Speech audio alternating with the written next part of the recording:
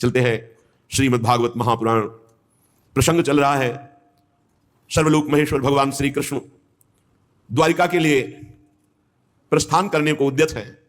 इतने में महाभाग्यमयी भगवत भक्ति का स्वरूप साक्षात माता कुंती जी आती हैं और प्रभु से हाथ जोड़ करके विनय करती हैं। जब प्रभु द्वारिका के लिए प्रस्थान करना चाहते हैं, नमस्ते पुरुषम त्वाद्य मीश्वरम प्रकृते परम अलक्षम सर्वभूताना मंतर बहिर्वस्थितम। प्रभु आपको नमस्कार है, नमस्कार है। महापुरुषों ने जो भगवान की स्तुति की उसमें बहुत सुंदर ज्ञान विज्ञान और बहुत सुंदर भक्ति, बड़ी महिमा विराजमान है। ध्यान से सुने, और भगवत स्तुति सुनने का फल होता है पापों का नाश और हृदय की शीतलता। प्रभु आपको नमस्कार है। आप बहुत ध्यान से सुनेंगे तो ज्ञान विज्ञान भी भरा हुआ है।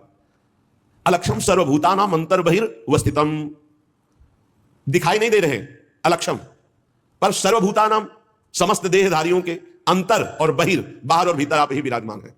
दिखाई नहीं दे रहे। अलक्षम सर्वभूतानाम मंतर बहिर अवस्थितम, बाहर और भीतर प्रभु ही प्रभु विराजमान है। पर हमारे नेत्र नहीं है, माया देखने वाले नेत्र हैं। त्रिगुण ब्रह्मा जी के द्वारा त्रिगुण से रचे नेत्र हैं, तो त्रिगुण की रचना देख सकते हैं, और भगवान तो त्रिगुणातीत है। कह रहे हैं नमस्ते पुरुषम त्वाद्यमीश्वरम प्रकृते परम, आप तो प्रकृति से परे हैं और मेरे नेत्र प्रकृति को देख सकते हैं बस। पर प्रभु अलक्ष होने पर भी सर्वभूतानाम अंतर बहिर्वस्थितम, आप भीतर और बाहर समस्त शरीरधारियों के विराजमान हैं। तो दिखाई क्यों नहीं दे रहे?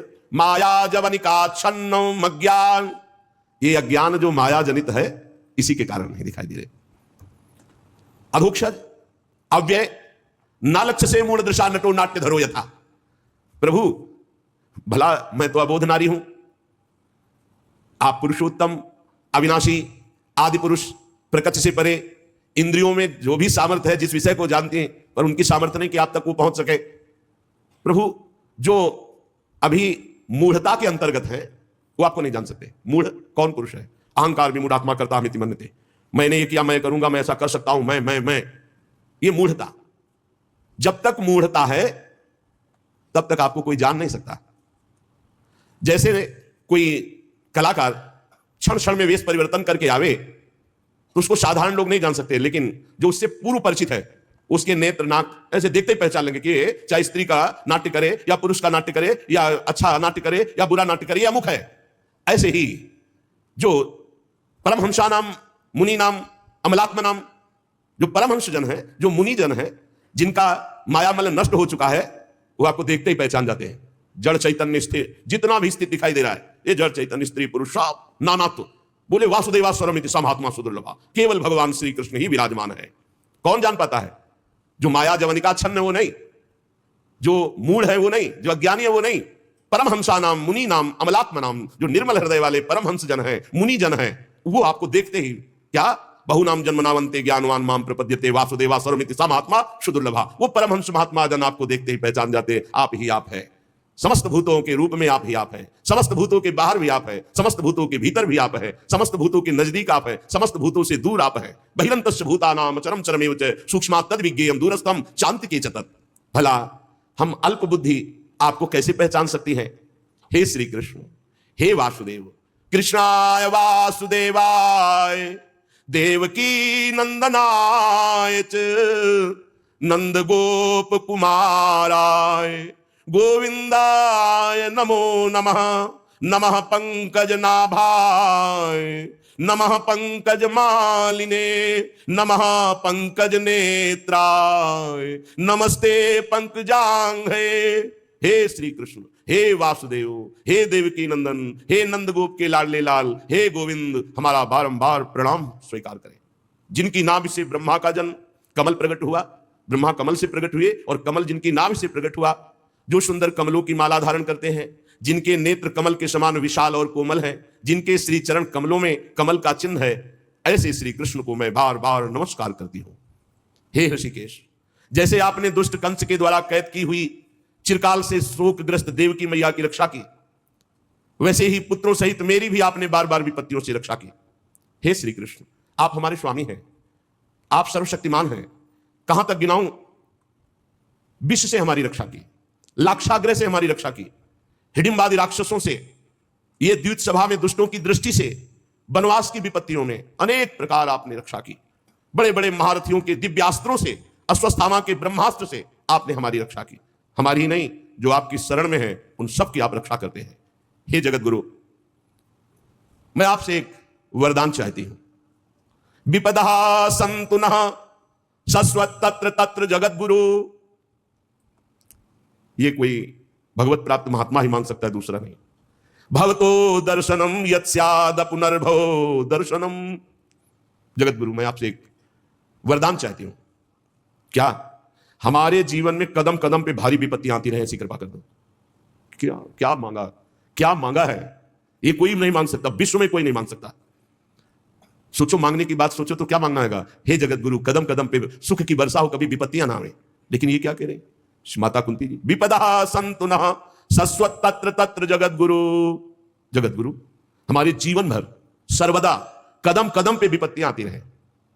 प्रणाम है ऐसी महामहिम माता कुंती जी को, प्रणाम है। ये बात मांगने के लिए प्रणाम है। नहीं, सब डरते हैं, अपमान से डरते हैं, निंदा से डरते हैं, विपत्ति से डरते हैं, तिरस्कार से डरते हैं। भक्त ऐसा हृदय, क्या देखा विपत्ति में? बोले भवतो दर्शनम यत् स्याद पुनर्भव दर्शनम। जगत गुरु, मैंने जब जब विपत्ति आई तब आपको अपनी तरफ भागते हुए देखा है। डरना मत, अभय व्रत किए हुए मेरी तरफ भागते हुए आए। बाद विपत्ति खत्म हुई तो पीठ करके द्वारिका जा रहे हो। मुझे नहीं चाहिए ऐसी संपत्ति, मुझे कदम कदम पर विपत्ति चाहिए जिससे आपका दर्शन होता है। और जिसको एक बार आपका दर्शन हो जाता है अपुनर्भव, उसका कभी जन्म नहीं होता, जन्म मरण के चक्र से मुक्त हो जाता है। हे जगत गुरु, हमें कदम कदम पर जीवन भर विपत्तियां दीजिए, क्योंकि विपत्तियों में मुझे आपका दर्शन हुआ। और यह सच्ची बात है, विपत्ति शरणागति पुष्ट करती है। तिरस्कार, अपमान, अवहेलना प्रभु में आसक्ति पैदा करता है। यह निज अनुभव, निज अनुभव। तिरस्कार, अपमान, अवहेलना जिसे अपना माना जाता है, जब उनके द्वारा होती तो भगवत शरणागति पुष्ट होती। भगवान बड़े कृपालु होते हैं, जिनको अपने जनों के द्वारा, निज जनों के द्वारा अपमान, अवहेलना, तिरस्कार मिलता है, तब उनके हृदय में एकमात्र मेरे तो गिरधर गोपाल, दूसरों न कोई। ये जन्म जन्म की बिगड़ी बन जाएगी जिस दिन भगवान से एकाग्रता पूर्वक शरणागति पुष्ट हो गई। हे जगत गुरु, जन्म मृत्यु के चक्कर में उसे कभी नहीं आना पड़ता, जिसे एक बार भी आपका दर्शन हो जाए। प्रभु, ये ऊंचे कुल में जन्म होना, जन्मैश्वर्य श्रुत श्री भिरेद मान मदः पुमान, ये सब अहंकार, कुछ नहीं है इसमें। ऊंचे कुल में जन्म हो गया, खूब रुपया पैसा, बैंक बैलेंस खूब, बहुत विद्वान और घमंड, तो प्रभु कुछ नहीं होगा, कुछ नहीं। उसकी दुर्गति पक्की है, क्योंकि वो घमंड में आकर ऐसे पापाचरण करेगा, दुर्गति प्राप्त हो जाएगी। वो दैन्य होकर आपकी शरण में नहीं आएगा, वो नाम जप नहीं करेगा, वो भजन नहीं करेगा। जिनको थोड़ा शरीर स्वस्थ है, ऐसे यत्किंचित धन है, संतों के प्रति उनकी भावना शास्त्र के प्रति, भगवान के प्रति नहीं होती। हे प्रभु, ये ऊंचे कुल में जन्म होना, ऐश्वर्य, रुपया पैसा, विद्या, ये संपत्ति, ये घमंड पैदा कर देते हो। घमंड दुर्गति, दुर्गति पक्की। प्रभु, आप ऐसे घमंडियों को अपनी भक्ति, अपना नाम, अपना सत्संग छूने तक नहीं देते। यह भागियों को नहीं मिलता, बड़े भाग्यशाली। संत समागम शम न लाभ कछुआन, उमा संत समागम सम न लाभ। इस सृष्टि में परम लाभ क्या? भगवान की भक्ति, भगवान से प्रेम। ये कहां से होता है? ये साधु समागम, भगवत प्रेमी महात्माओं के संग से होता है। प्रभु, आप उनको दर्शन देते हैं जो दैन्य होते हैं, जो अकिंचन होते हैं, जो निर्धन होते हैं। अब यहां निर्धन किसको कहते हैं? जिसका अहंकार भगवान के चरणों में समर्पित हो गया। देखो, अम्बरीश जी चक्रवर्ती सम्राट है, पर न तप का अहंकार है, न भजन का अहंकार है, न राजा होने का अहंकार। हाथ जोड़े दुर्वासा जी के सामने खड़े, दुर्वासा जी कृत्या प्रकट कर रहे, एक कदम पीछे नहीं हट रहे, वैसे ही हाथ जोड़े खड़े। भगाया सुदर्शन चक्र ने, वैसे ही हाथ जोड़े खड़े। लौट के आए, वैसे ही हाथ जोड़े मिले। दैन्य, अकिंचन और निर्धन, सुनेरी मैंने निर्बल के बलराम। ये अपबल, तपबल, बाहुबल, दामबल, विद्याबल, ये सब भगवान से विमुख करने वाला होता है। आप निर्धनों के परम धन है।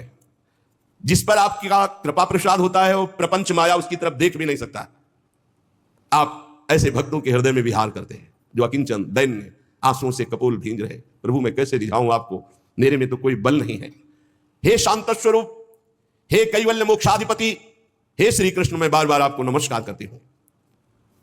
मैं आपकी कृपा से जानती हूं कि आप कौन है। आप अनादि, अनंत, सर्वव्यापक, सबके नियंता, काल रूप, परम ईश्वर है। ये मैं अनुभव कर रही हूं। कुंती माता कह रही, संसार के समस्त पदार्थ और प्राणी ये आपस में राग द्वेष करके विषमता के कारण परस्पर अशांत हो रहे हैं, जल रहे, लड़ रहे, मर रहे। परंतु आप उस स्थिति में भी उनमें समान रूप से विराजमान रहकर निर्लेप रहते हैं। भगवान, आप जब मनुष्यों की सी लीला करते हैं तो कौन ऐसा है जो आपको जान सके? आप क्या करना चाहते हैं कोई नहीं जानता। और मैं आपकी कृपा से जानती हूं कि आपका कभी कोई ना प्रिय है और ना अप्रिय है। पर जो आपको प्यार करते हैं आप उनसे ये था माम प्रपद्यन्ते तास्तथैव भजाम्यहम्। ना भगवान का कोई प्रिय है ना अप्रिय है, पर आप जब भगवान से प्यार करेंगे तो भगवान पक्षपाती हो जाएंगे, आपका पक्ष ले लेंगे, आप जीत जाएंगे। लोगों की ही बुद्धि आपके प्रति विषम होती रहती है। हम अपनी बुद्धि का इतना सम्मान करते हैं कि शास्त्र, संत, गुरुदेव और भगवान तक के विधान में हम ये निर्णय कर देते हैं उन्होंने ठीक नहीं कहा। यह विषम बुद्धि संसारी पुरुषों की हुआ करती है। आपकी कृपा प्रसाद से मैं आपको जानती हूं, क्या आप विश्वात्मा हैं, आप विश्व रूप हैं। आप ना कभी जन्म लेते हैं और ना आपका कोई कर्म होता है, फिर भी आप जन्म लेते हैं और कर्म करते हैं। पशु, पक्षी, मनुष्य, ऋषि, जलचर, किसी भी रूप में आप प्रकट हो सकते हैं, यह आपकी लीला है। बचपन में आपने जब दूध की मटकी फोड़कर यशोदा मैया को खिला दिया तो उन्होंने आपको बांधने के लिए हाथ में रस्सी ली। उस समय आप जो भयभीत होकर आंखों में आंसू और काजल कपोलों में ऐसे मल रहे थे, वो सब देख देख करके मुझे बड़ा आश्चर्य हो रहा है। मैं मोहित हो रही हूं। अभी मेरे नेत्रों के सामने वो झांकी है, मैया के हाथ में छड़ी है। आज से ऐसा करेगा? आप ऐसे ऐसे कर रहे हैं, काजल पूरा नेत्रों में, और भयभीत दृष्टि से मैया की तरफ देख रहे। मुझे आज भी बड़ा आश्चर्य हो रहा है। मुख झुका हुआ, नेत्र मैया की तरफ, भय से युक्त। अरे जिसके भय से काल भी भयभीत हो जाता है वो है आप। मैया की एक छोटी सी छड़ी से आप भयभीत। प्रभु प्रभु, आप जनाना ना चाहे तो आपको कोई नहीं जान सकता। हे अजन्मा, आप जन्म क्यों लिए? कोई कोई महापुरुष योग कहते हैं कि अपने प्रिय भक्त पुण्य श्लोक महाराजाधिराज यदु की कीर्ति का विस्तार करने के लिए यदुवंश में आपने उतार लिया। दूसरे लोग कहते हैं सुतपा और प्रश्नी के रूप में वसुदेव देवकी जी ने भारी तपस्या की तो आपने उनको वरदान दिया, इसलिए आप अजन्मा होकर प्रकट हुए। कोई कहता है दैत्यों के नाश के लिए आपका अवतार हुआ। कुछ लोग कहते हैं इतना पाप बढ़ गया था कि पृथ्वी डगमगा रही थी तो ब्रह्मा जी की प्रार्थना से आप प्रकट हुए।